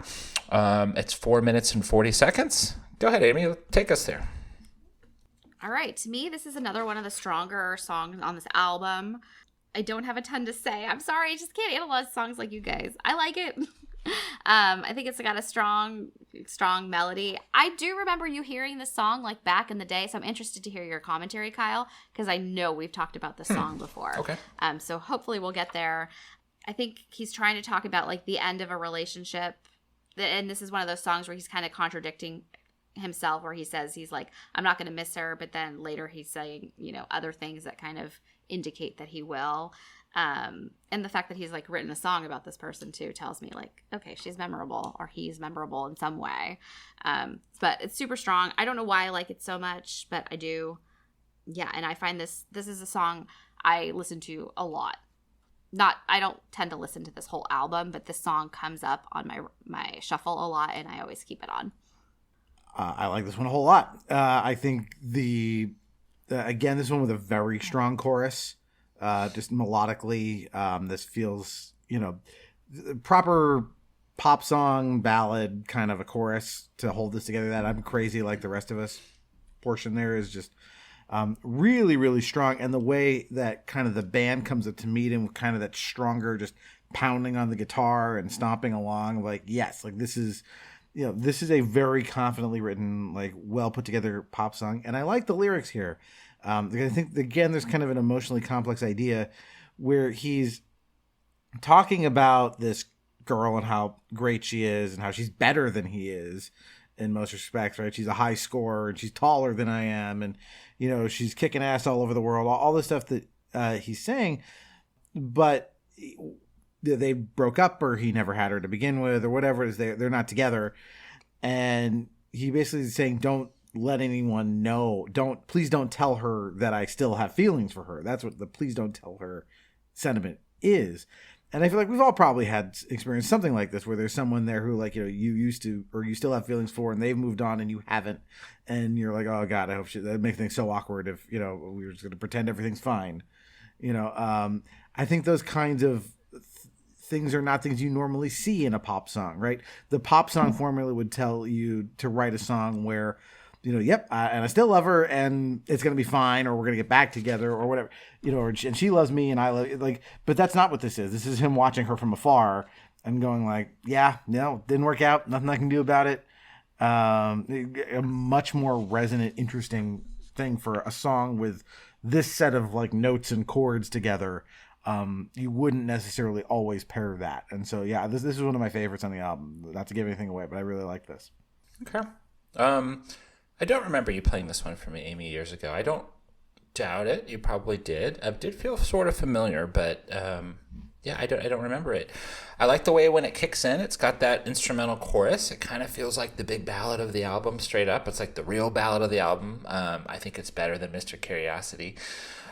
Let's see what my notes say here. I like the verses. They're okay. They're a little jumpy. They're very kind of Jason Mraz-y. I felt like it took a really long time to get to the chorus. I wrote it down. 153 is when the first chorus actually kicks in, which feels like a bit, especially in a song that pretty much has verses, a chorus, and then a verse and a chorus, and that's it. So it felt like it took a long time to get there, which is a shame because I think that the chorus is just so good, like you said, Doug. Particularly the chorus, I really, really love the way that they mixed the harmony in that chorus, because it's quiet, it's really low, but you can tell that it's there, and people don't do that very often. Even the Beatles didn't do that. Typically, you can hear the harmony loud and clear to where you can sing it and hear it, but this is mixed in a way to where it's just barely there and it adds feel, which I really like it. But after the first chorus, it got back to the verse, and when it got back, I was like, Like, I was kind of on the verses, and I think I didn't really realize it until it got back to that next verse after the chorus. And maybe I didn't love the lyrics. Maybe that's why. I don't know. I liked the pause before the second chorus. He kind of does this pause. There's like an extra couple beats, and then you're like waiting, and then it kicks in, which is really nice. It's a really nice resolve there, which I really like. But I liked it. It was kind of middle of the road for me on the album. I think I probably just wanted the chorus to be more, and probably like just earlier, to have it come in earlier and maybe more of them. But it was decent song. I remember you liking it, but maybe I got it confused with "Did You Get My Message?" I don't know. I like that song, one. Yeah, I don't remember this from years ago. I don't know. I feel like you heard that. I don't know. We used to analyze all these things together. For sure. Yeah. I think it's letter grade time. I gave this one an A. I also gave it an A. I was borderline with this one with B-, C+, and I ended up going C+ on this one. But strangely, Mr. Curiosity was also a C+, so to me this is like a 79.9. It's just almost a B. It's decent. It's above average. Number 11, huh? Let's do this. All right, we're almost done with this album, guys. This is track number 11. It's called The Forecast. Well, every kiss, every hug is so light on the touch, delicate like a snowflake. And I can taste you all over my face. And everyone might find me foolish to not be counting on the sun, but your mouth is my umbrella now, and I'm holding your tongue. And if the rain should pour, for sure, with you I'll be. Crazy is the forecast, aren't we?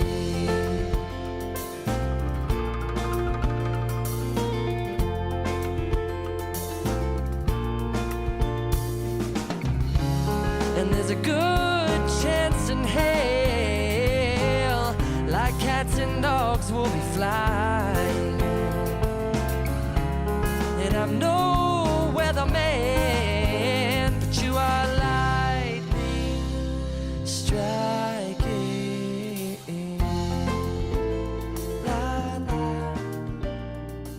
This is written by Jason Mraz and also Eric Hinojosa, who wrote the last song, a little shorter than the last one, 3 minutes and 44 seconds. And Doug, go ahead and take us away. This one, I have a harder time keeping it in my head. I found this to be one of the more forgettable songs, unfortunately.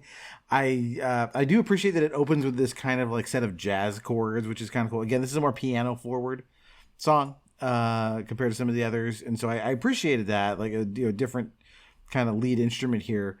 And there's some interesting weird lyrics in here. He has a lyric in there that says, "Your mouth is my umbrella now, and I'm holding your tongue." And that is a weird image. Picture like holding a person by the tongue and their mouth is above you. Weird. The forecast, I mean, what he's talking about is like, it's going to be crazy. And it's going to be crazy all week. Like, it's just, the things are going to be weird. That's the forecast for you. But it doesn't, this one just did not stick with me for I don't know why. I didn't hate it. It just, for some reason, I got to this point in the album, and I'm like, every time I got to this song, I was like, oh yeah, this thing. It just sort of like, it's just there, taking up a slot. But I just kind of wanted something more out of it. Yeah, I'm with you on this one. Crazy as the forecast. I mean, that's the line. I thought this song, especially after coming off of the last one and a lot of the other ones that go deep, I thought this one was kind of shallow and kind of boring and not too musical or really too emotional. I wasn't really feeling much with this one. It feels kind of plain. It feels like an album filler. Since I just saw that Eric Hinojosa wrote these two back-to-back songs, it almost feel like they got together for a writing session. They busted out Please Don't Tell Her, which is strong. You guys like it a lot more than I do, but it's clearly a fairly strong song.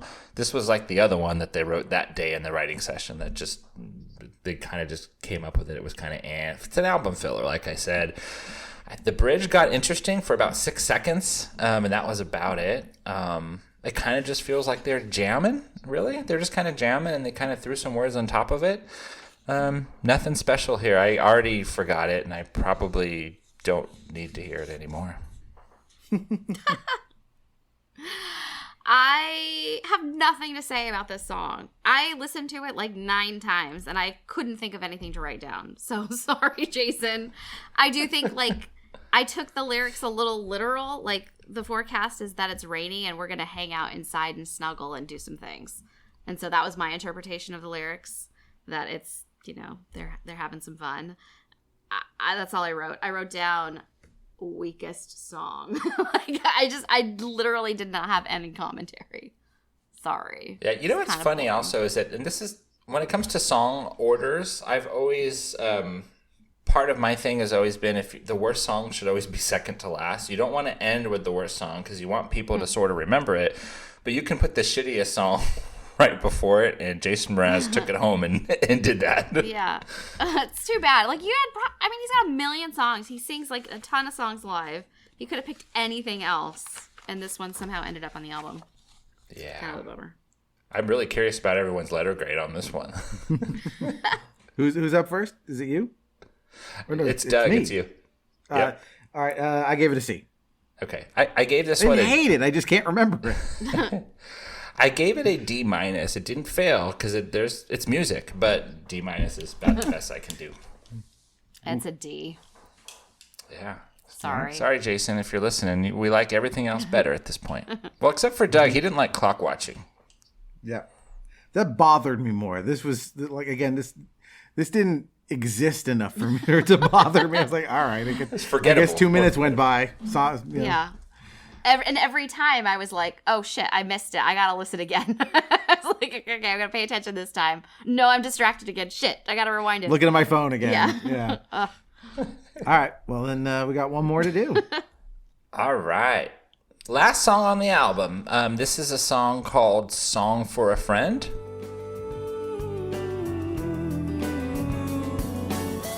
Let's say take a break from our day and getting back to the old garage. Because life's too short anyway, but at least it's better than average. As long as you got me and I got you, we got a lot to go around. I'll be your friend, your other brother, another love to come and comfort you. And I'll keep reminding only thing I ever do. I will always love you.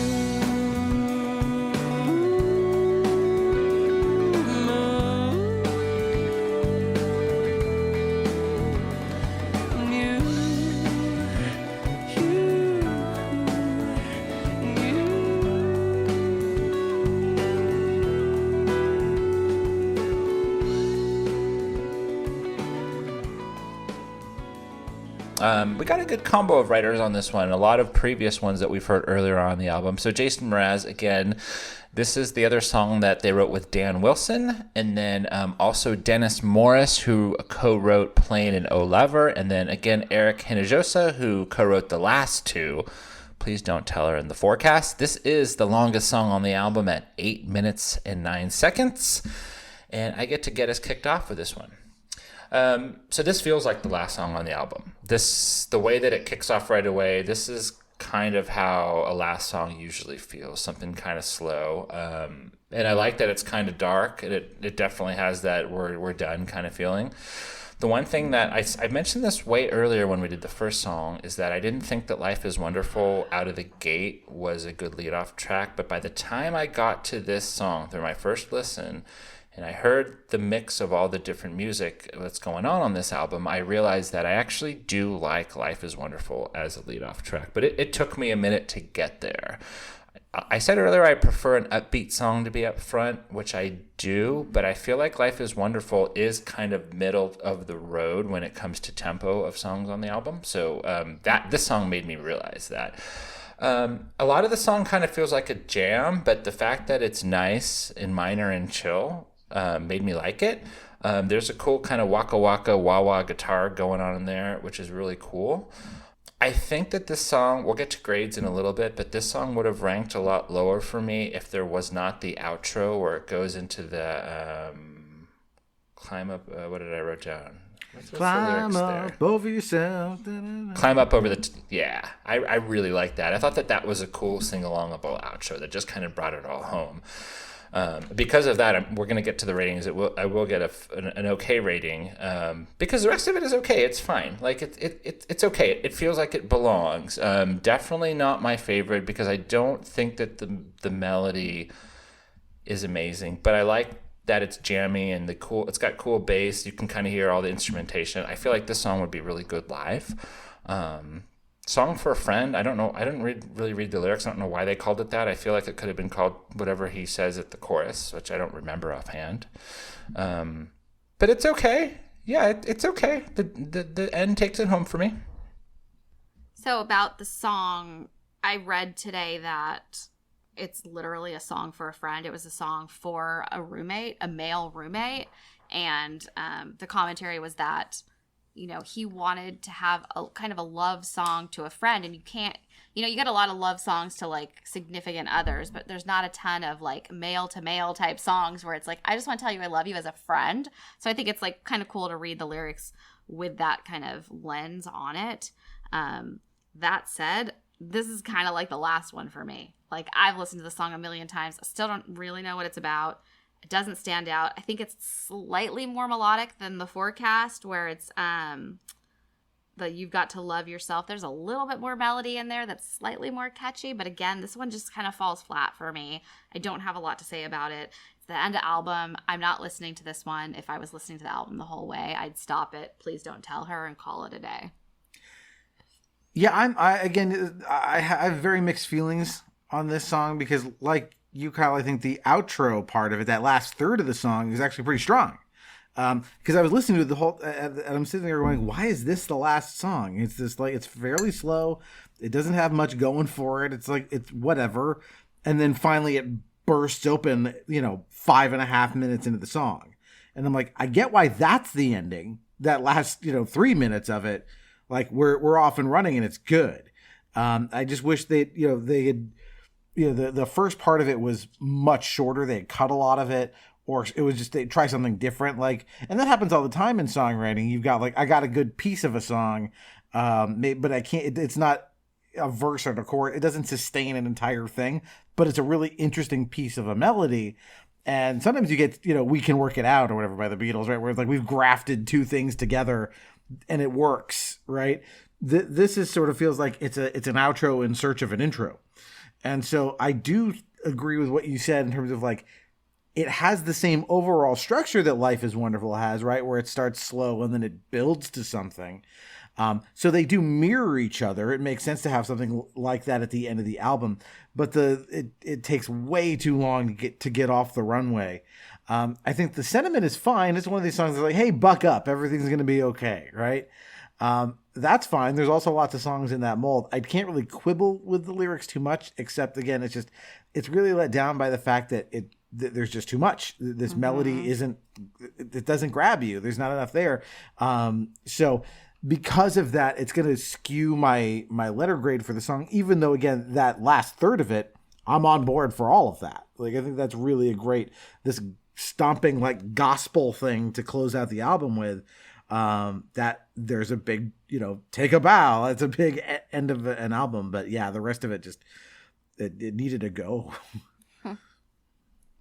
Yeah, it's like they could have done it all. I mean, it's 8 minutes. It's like it could have been 5, right? Like 3 and 2 rather than 6 and 2 would have been better. Right. Okay, so letter grades. We start with you, Kyle, I think. Yeah, so I just gave this one straight up C. It's a D for me. I gave it a C. Okay. Again, that outro skewed it, higher than it otherwise would have been. Yeah, that makes sense. Yeah.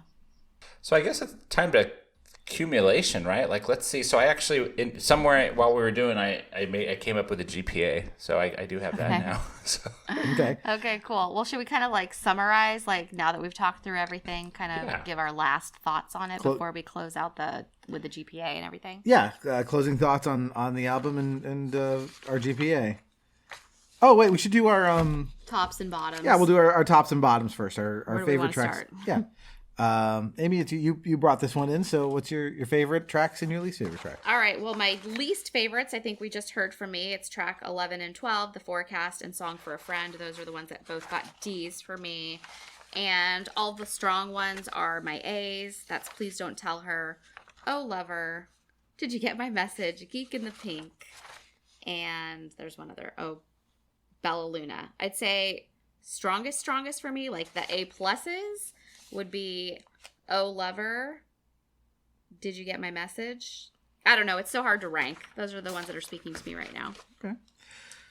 So yeah, my least favorite, again, Clock Watching, I think was the lowest grade I gave it, followed by the Forecast. Those are the two weakest for me. Strongest, I know the ones I gave A's to, but I think if I had to like cull it down to the top of the top, I think I'd give it to Life is Wonderful, Mr. Curiosity, and Please Don't Tell Her. Those are probably my 3 favorites. It's really interesting. I think everybody's lists are pretty different here. So yeah, Kyle, your favorites and least favorites? Yeah, we're all over the place. My least favorites are pretty obvious. They're the D's, so The Forecast being the worst, and then Bella Luna also in there. My very best, which was an A-, has got to be Geek in the Pink, and there's quite a few B's, so I just picked one of them that was the B+, which would be Did You Get My Message, which I love that song. Not quite an A, but still really liked it. Wait, did you not give any A's on this album? Or just Geek in the Pink? Geek in the Pink got an A-, yeah. Okay, that's the only one. Okay, interesting. All right. Okay. So then it's time for our final thoughts and GPAs. Aim, you wanna? Okay. So final thoughts, just in summary, like I think that, thinking through this, I think it's so strong melodically. It's so strong mostly, we'll see what my GPA is, but like the songs that I really like. And it's because there's lots of melody and he's a great singer. I think where he kind of falls short is that he's so wordy sometimes that it's kind of like you get lost in it and you don't really understand what he's singing. And it's okay because it's so melodic, because it's so interesting, and he sounds so pretty saying it. It doesn't really matter. But, songs that you really, really love, like at least from my eyes, or it's like those songs that like they mean something to you. So while I have a lot of A's on this album, there's still something missing because it's like I can't connect with them. These songs don't resonate with me in the same way that like Jewel might be able to like make, or like Celine might be able to make me cry because the song and like the way and the emotion and like just the words mean something so much. So that's kind of my takeaway. I still love you, Jason. I love seeing him live. These songs, I mean, I picked them for a reason. There's a lot of really good stuff here. That's just kind of like, you know, the wordplay is maybe a little too wordy. Yeah. All right. So what was your GPA? Should we do those all together? Oh, okay. We can hold off. Yeah. So my final thoughts on this, I think this album, when you look at it in the context of where it is in his career, right? It's a sophomore album following, you know, probably what for him was a shocking amount of success for The Remedy. And this album feels every bit of that, where we talked about parts where he's chasing that high, right? You can tell that there's a lot of input here from the record company or the studios. They were trying to tell him, like, this is what you should do. So I don't think it's a sophomore slump, because slump implies that it's like not good.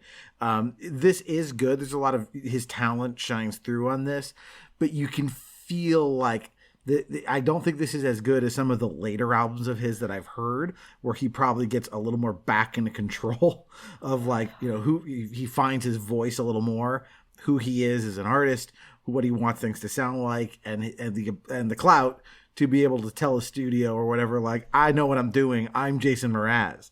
But he wasn't Mr. A to Z, oddly enough, on Mr. A to Z. He wasn't that guy yet. And so I think that really shows through in some of these songs that feel a little bit like, some of them are lost. Some of them are, you know, a little more middling. He hasn't defined himself yet. And so it's a really interesting entry. That's why it was interesting when you picked it. I was like, oh yeah, his sophomore album that doesn't have the hits that were as big hits as the one he just had or the ones he was about to have. So as like an album to like sink my teeth into and look at analytically, I think this is really, an interesting piece. So I'm glad we started here. Okay. I think it's a decent album. It's not, like I said before, it's not totally up my alley of styles that I would normally go out of my way for, but I'm glad that I got to listen to this. It already had the few songs that I've always liked, like Geek in the Pink, Did You Get My Message? And then it had, some junk that I thought was kind of yucky. But overall, decent. Definitely pretty cool. I mean, I'd say slightly above average. I probably won't go back to a lot of this in the future, to be honest. But I didn't hate it. Not too much more to say. Just kind of an okay album, slightly above average. I don't know if my GPA, I just did the math, will reflect that, but I would still say it was cool to hear. And the fact that it has, 1, 2, 3, 4, 5, 6 songs that are B and above out of 12, half of them I'm thinking that are clearly above average is pretty solid. You don't get that a lot. So I think it's a good way to kick off this podcast, Amy. It was a good choice. Cool. So drum roll for the GPAs. All right. My GPA, which I'm looking at it, I'm like, this can't be right. But the GPA I landed on was 2.92. I feel like I had too many A's to bring my average down that low. You had too many D's to get it any higher. I had 2 D's, but I had like 4 A's. Yeah, D's are pretty strong. I guess it's pretty spice strong to add. Yeah. I my GPA was 3.08. So it was higher pretty than higher than yours, but not by much. Yeah. Okay. So mine ended up being 2.41, 2.42 if I round, which feels pretty low because when I just kind of, without looking, just wrote down C+. I almost feel like, we could talk about this, a better way to do this might be a percentage.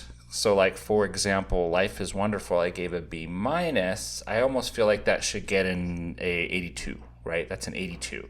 And then we kind of maybe do it that way. It might be better, so then you get a percentage. We can talk about that offline. But yeah, 2.41 feels pretty low. What is, like, if I were to say C+, what would be C+? Like be 2.8, 2.9? Or is that still a B?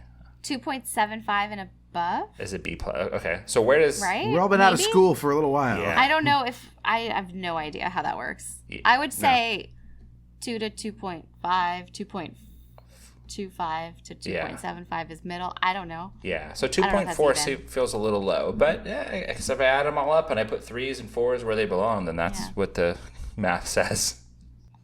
Okay. Interesting. All right. So we're now at the point of the podcast where, Kyle, you're going to give us our homework assignment for the next episode. What's it going to be? Yeah, so when we knew that we were going to do this, I was about 95% sure, and I ended up sticking with this choice. This is an album that I discovered about, drum roll, you guys are looking at me like, what the fuck is he going to say? This is an album that I discovered about a year ago, and I ended up going on to discover this band. The name of the band is the Kinks, which everyone knows a few of their songs, like Lola and You Really Got Me.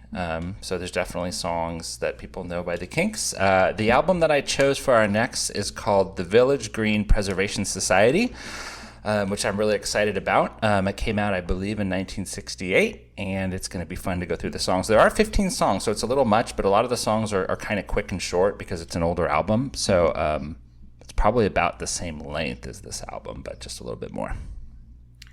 I'm very interested to get into this because they are a bit of a blind spot. Like I said, I know the hits by the Kinks, but I don't know. I've heard of this album, but that's about it. And of course, anything from the late '60s, you're probably going to find something pretty interesting.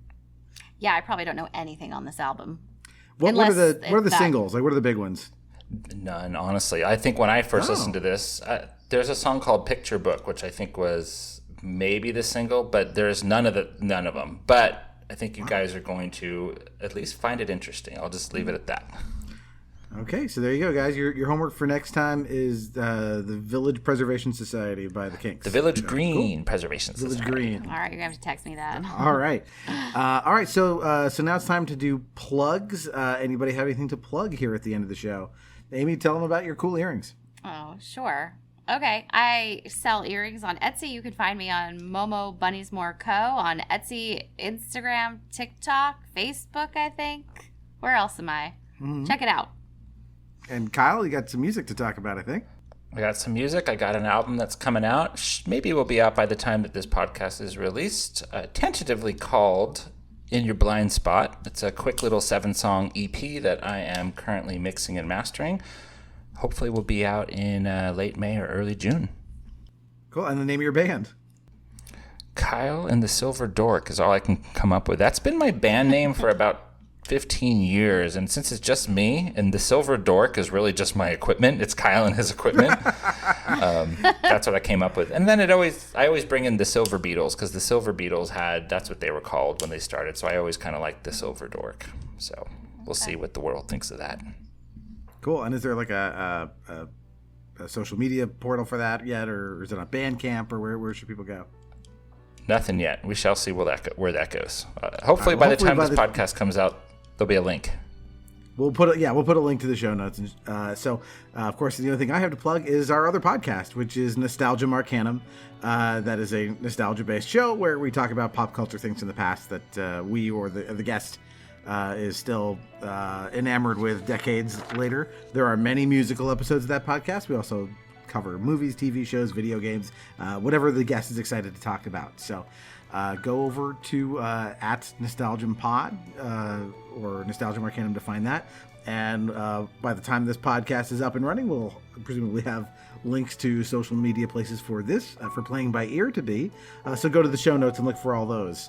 And I think that'll do it for this episode. Guys, great first episode. This was fun. Yeah.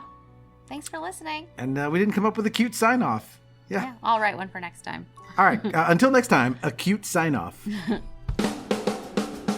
Climb up over the top, it's a famous game of the soul. You got to find out for yourself whether or not you're true.